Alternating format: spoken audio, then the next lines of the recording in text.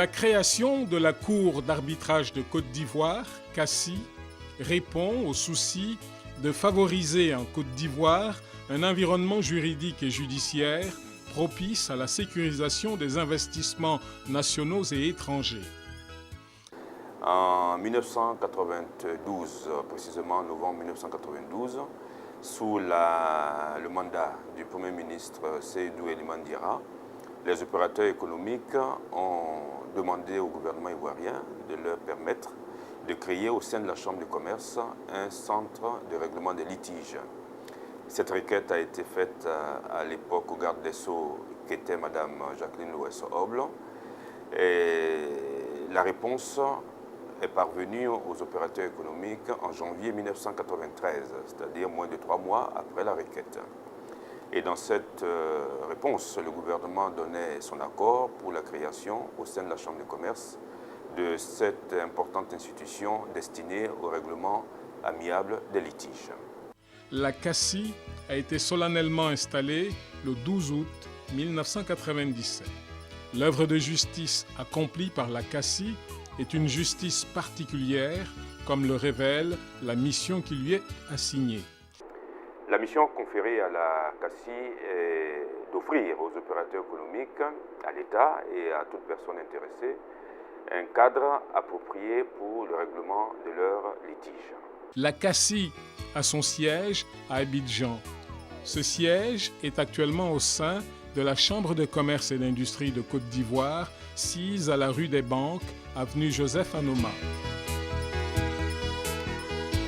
Pour mener à bien sa mission, la CACI s'est dotée de plusieurs organes que sont le Conseil d'administration de la CACI, qui comprend 31 membres représentant les institutions publiques et privées.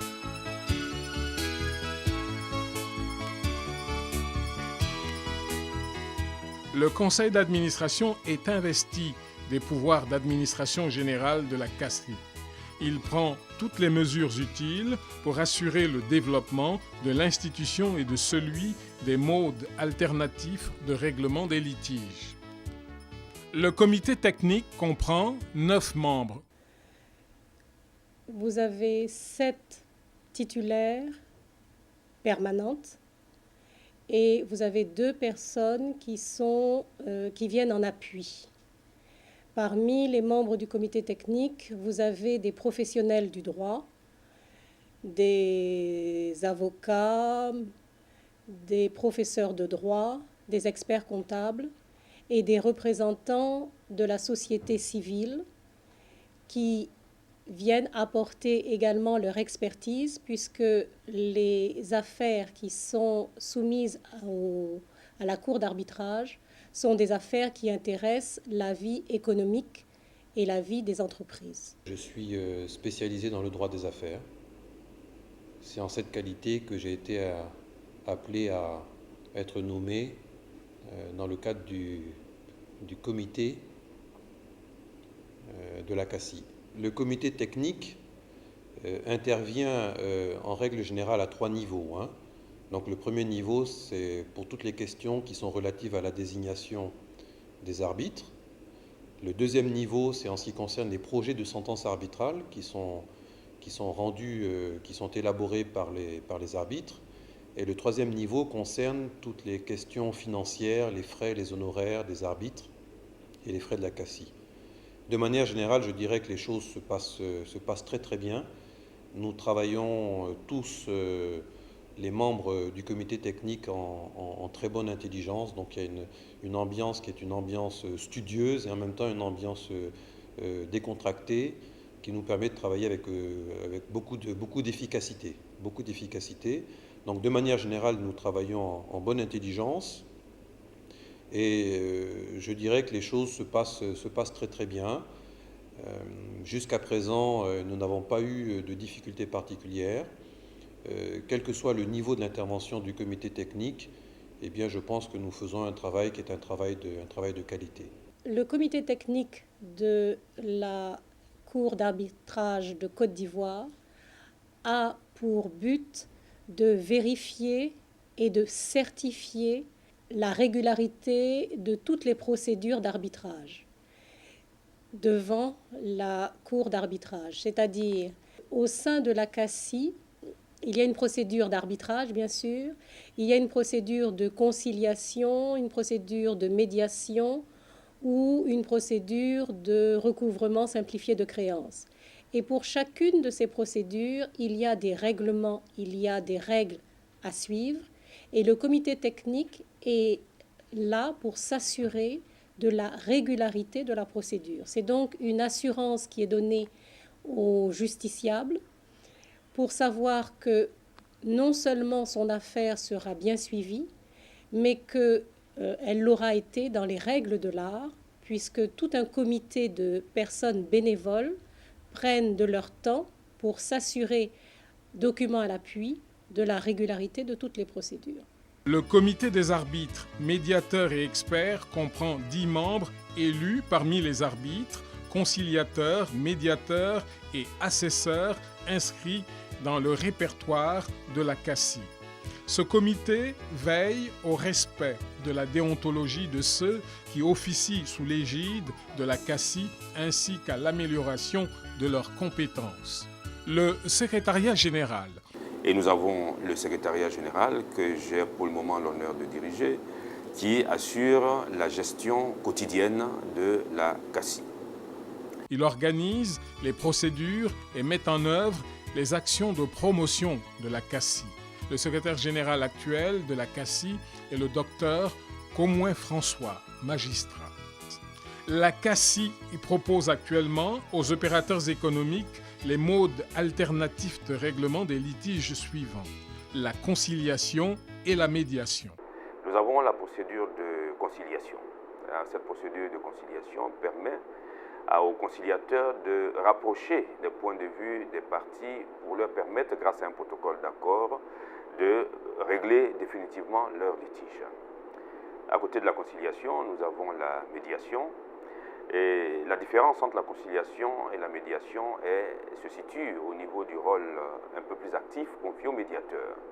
Alors que le conciliateur ne fait que rapprocher les points de vue des parties, le médiateur, quant à lui, après avoir écouté les parties, leur propose une solution et essaie d'obtenir d'elles qu'elles adhèrent à cette solution et par la signature d'un procès-verbal de médiation.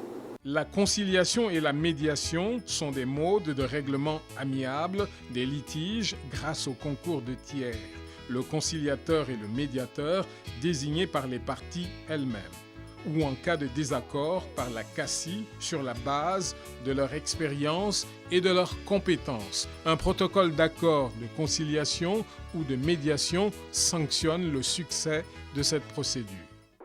À côté de cette médiation, il y a l'arbitrage. L'arbitrage est un peu similaire à la justice étatique, en ce sens que un arbitre est désigné, un tribunal arbitral composé soit d'un arbitre ou de 3 arbitres, est désigné pour trancher le litige, comme on le ferait au tribunal, avec cette différence notable que le litige est tranché non pas par un magistrat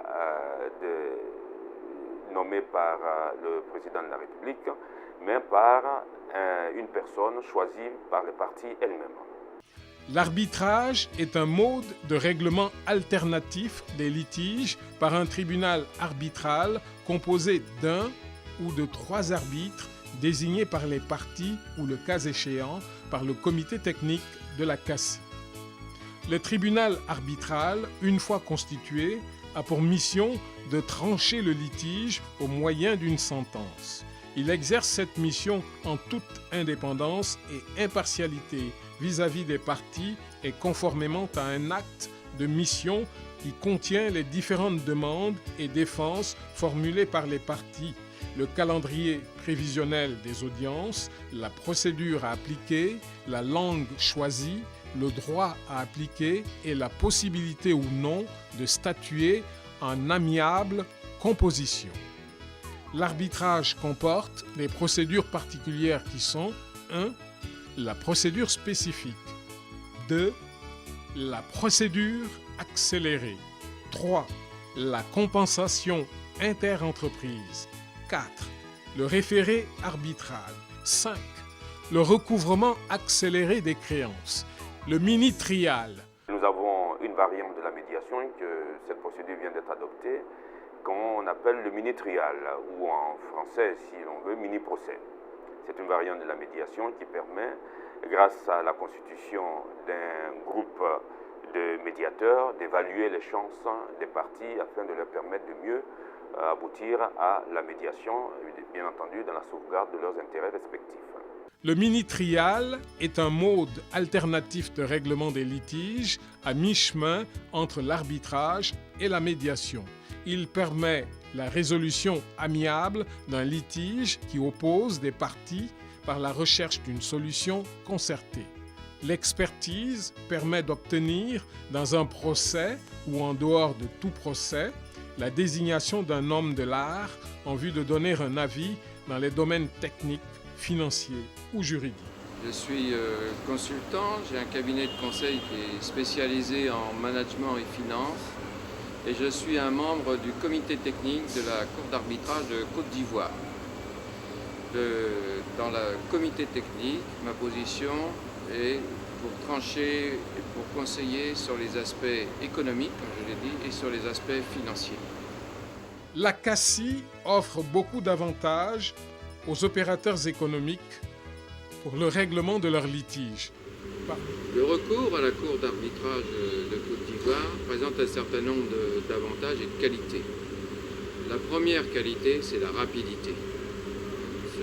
Les dossiers sont présentés à la Cour d'arbitrage, ils ne séjournent pas longtemps dans des couloirs et les secrétariats divers. Ça, c'est la première des choses. La deuxième des choses, quand deux parties ont recours à la Cour d'arbitrage de Côte d'Ivoire, c'est qu'elles sont décidées à se mettre d'accord dans un système qui, disons, qui n'est pas conflictuel, qui n'est pas celui de la justice traditionnelle. Le troisième élément en faveur de la CACI, c'est la confidentialité. Et les dossiers sont traités par des professionnels à la fois du droit et des affaires. Parmi ceux-ci, on peut citer 1. L'indépendance et l'intégrité de ces experts. 2. La rapidité des procédures. Les procédures permettent le règlement des litiges dans un bref délai. Les délais de procédure sont en effet les suivants. Médiation, conciliation, 3 mois. Mini-trial, 5 mois. Recouvrement des créances, 2 mois. Arbitrage, 6 mois. Référé arbitral, 72 heures. Compensation interentreprise, 15 jours. 3. La confidentialité. 4. La souplesse des procédures. 5. La collaboration des parties. 6. La compétence. 7. Les coûts intéressants. 8. Les services opérationnels. Les audiences à la CACI se déroulent dans des salles climatisées et dans une ambiance conviviale qui favorise la sérénité nécessaire au règlement amiable des litiges. Les procédures sont suivies au plan administratif par un personnel qualifié que la CACI met à la disposition des parties. Les modes de saisine de la CACI. Quant aux autres procédures, elles nécessitent l'insertion dans les contrats de clauses visant expressément la CACI. La saisine de la CACI en arbitrage se fait de 2 façons, au moyen d'une clause compromissoire ou d'un compromis. Les rapports avec le ministère de la Justice. La CACI, en tant que Centre national de règlement des litiges, est placée sous la tutelle administrative du ministère de la Justice. Le bilan des activités de la CACI. Le bilan des activités de la CACI depuis son installation se résume comme suit. 22 dossiers de conciliation-médiation, 32 dossiers d'arbitrage, 9 dossiers de recouvrement amiable des créances. La CACI se révèle être une institution moderne tournée vers l'avenir au service des opérateurs économiques et de l'économie nationale. Avec la CACI, c'est la garantie d'une solution amiable des litiges en toute confidentialité et la certitude d'une préservation des relations d'affaires entre les opérateurs économiques.